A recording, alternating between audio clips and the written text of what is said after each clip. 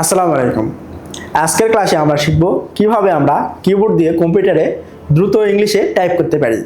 আমরা 20 থেকে 25টা ক্লাস করেছি। আমরা এখন এইরকম একটা সিভি খুব সহজেই তৈরি করতে পারবো নিজেদের জন্য। কিন্তু আমাদেরকে কি করতে হবে? টাইপ জানতে হবে।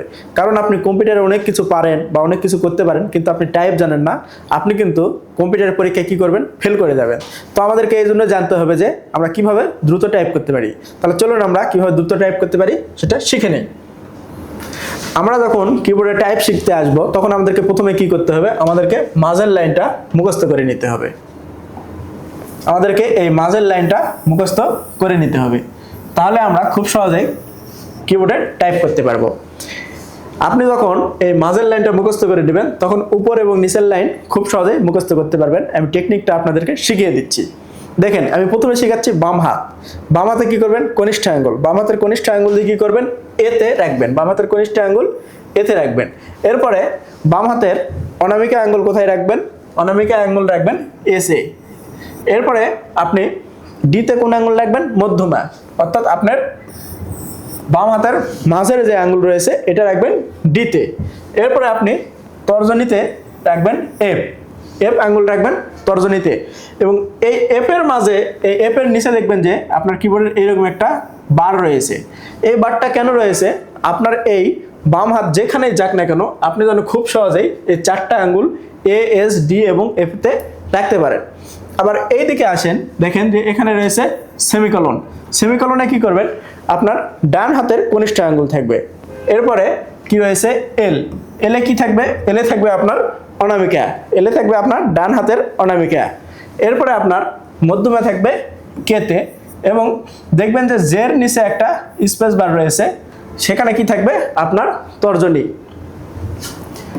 এখন প্রশ্ন আসতে পারে যে এই দুইটা অক্ষর আমরা কোন আঙ্গুল দিয়ে চাপবো? এই দুইটা অক্ষর আমরা কি করব? এই দুইটা দেখেন, এফ আমরা কোনটাতে চাপলাম? এফ আমরা চাপলাম তর্জনী দিয়ে। তাহলে এই তর্জনী দিয়ে এফ চাপলাম এবং এই তর্জনী দিয়ে আমরা জি চাপবো। তাহলে কি করব? এই তর্জনী দিয়ে আমরা এই দুইটা অক্ষর চাপবো এবং ডান হাতের তর্জনী দিয়ে এই দুইটা অক্ষর চাপবো। জেড নিচে স্পেস বার রয়েছে এবং এফ এর নিচে স্পেস বার রয়েছে। কেন? সেটা আগেই বললাম। আমরা কিবোর্ডের যে জায়গাতে হাত রাখি না কেন, হোম র, অর্থাৎ এই হোমে যেই এটাকে আমরা বলি হোম র, কিবোর্ডের হোম র, এটাতে যেন আমরা কি করতে পারি? হাত খুব সহজেই রাখতে পারি। তার জন্য এখানে স্পেস বার রয়েছে এবং এখানে স্পেস বার রয়েছে। কিবোর্ডে ঠিক আঙ্গুল রাখবেন এইভাবে, সেমিকলন, সেমিকলন এল কে জে। দেখেন সেমিকলন এল কে জেতে আমি কি করছি? হাতের ডান হাত রাখছি। এই দেখেন সেমিকলন এল কে জে, সেমিকলন এল কে জে। এভাবে আপনি চাপবেন সেমিকলন এল কে জে এইচ, সেমিকলন এল কে জে এইচ। ঠিক বাম হাত দিয়ে এরকম A S D F, A S D F G. আপনি যখন এই প্রথম লাইনটা ঠিক এভাবে টাইপ করতে থাকবেন তখন দেখবেন যে আপনার হাতের এদিকে কি হয়ে যাচ্ছে? লেগে যাচ্ছে বা টান ধরছে। এটা সবারই হয়, আমারও হয়েছিল, প্রথম প্রথম হবে। কিন্তু আপনি যখন 2-3 দিন একটু চর্চা করবেন তখন দেখবেন যে আর হচ্ছে না, আপনি ঠিক হয়ে গিয়েছেন। আপনার যখন এই প্রথম লাইন, মাঝের লাইনটি র কলামটি মুখস্থ হয়ে যাবে, র কলাম মুখস্থ হওয়ার পরে আপনি কি করবেন? এখানে চ্যাট জিপিটিতে আসবেন। আপনারা চ্যাট জিপিটিতে চলে আসলেন, আসার পরে দেখেন আমি এখানে কি লিখছি? কিবোর্ডের মাঝের লাইন দিয়ে যে যে ওয়ার্ড হয় তুমি লিখে দাও। এরপরে দেখেন আমি কিন্তু বাংলিশে লিখছি, চ্যাট জিপিটি এখন বাংলিশে বোঝে, আপনারা বাংলিশে লিখতে পারেন। কারণ আমি কি শিখাচ্ছি? আপনাদের ইংলিশ টাইপ, এই জন্য আমি বাংলিশে লিখছি। তো দেখেন সে সুন্দর করে লিখে দিয়েছে যে কিবোর্ডের মাঝের যে অক্ষরগুলো রয়েছে সেগুলো দিয়ে কোন কোন শব্দ হয়, সে কিন্তু সুন্দর করে লিখে দিয়েছে। আপনারা যখন এভাবে তাকে প্রম্পট দিবেন সে কিন্তু সুন্দর করে লিখে দিবে। এরপরে আপনারা কি করবেন? এই ওয়ার্ডগুলোই বারবার লিখতে থাকবেন। তাহলে আপনাদের কিবোর্ডের মাঝের লাইন মুখস্থ হয়ে গেল এবং অনেক চর্চাও হয়ে গেল। এখন কি করবেন? এখন দেখেন কিবোর্ডের আপনি উপরের লাইনটা কি করবেন? এ লিখলেন কনিষ্ঠ আঙ্গুল দিয়ে। এরপরে আপনি এই কনিষ্ঠ আঙ্গুল দিয়ে কি করবেন? কিউ লিখবেন। কনিষ্ঠ আঙ্গুল দিয়ে কিউ লিখবেন। তারপরে আপনি কি করছিলেন? অনামিকা দিয়ে লিখছিলেন এস, এই অনামিকা দিয়ে আপনি কি করবেন? ডাব্লিউ লিখবেন। এরপরে আপনি মধ্যমা দিয়ে ডি লিখছিলেন, এরপরে আপনি মধ্যমা দিয়ে ই লিখবেন। এরপরে কি রয়েছে?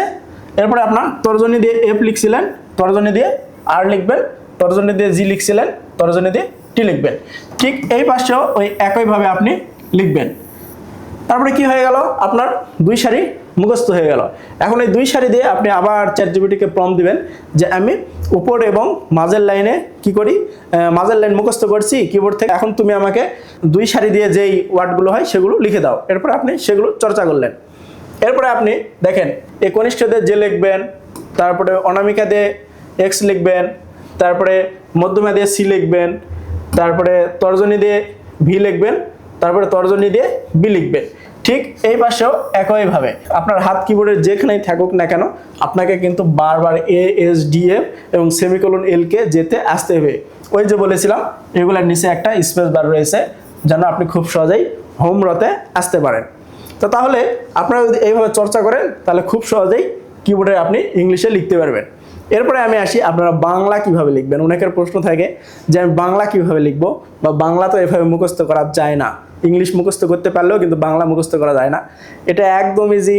আমি যখন প্রথমে নিজে টাইপ শিখছিলাম তখন ইংলিশ টাইপ পারি, কিন্তু আমিও এরকম আপনাদের মতো ঘাবড়ে গিয়েছিলাম যে কীভাবে বাংলা লিখব। বাংলা খুবই ইজি, ইংলিশের থেকেও ইজি। কীভাবে ইজি দেখেন, ইংলিশ মুখস্থ হয়ে গেছে কিবোর্ড। এরপর আপনি কি করবেন, খুব মনোযোগ দিয়ে 2 বার দেখবেন যে কিবোর্ডের কোন অক্ষরে বাংলা কোন অক্ষরে রয়েছে। এরপরে আপনি কি করবেন, দেখে দেখে টাইপ করবেন বাংলা। তখন দেখবেন যে আপনি 5 থেকে 7 দিন বাংলা টাইপ করার পরে অটোমেটিক আপনার সব কিছু মুখস্থ হয়ে যাবে। এরপরে একটু নিচে আসি, দেখেন আমরা এখনও সচরাচর অনেকে সুতুনি আমজেদে লিখি।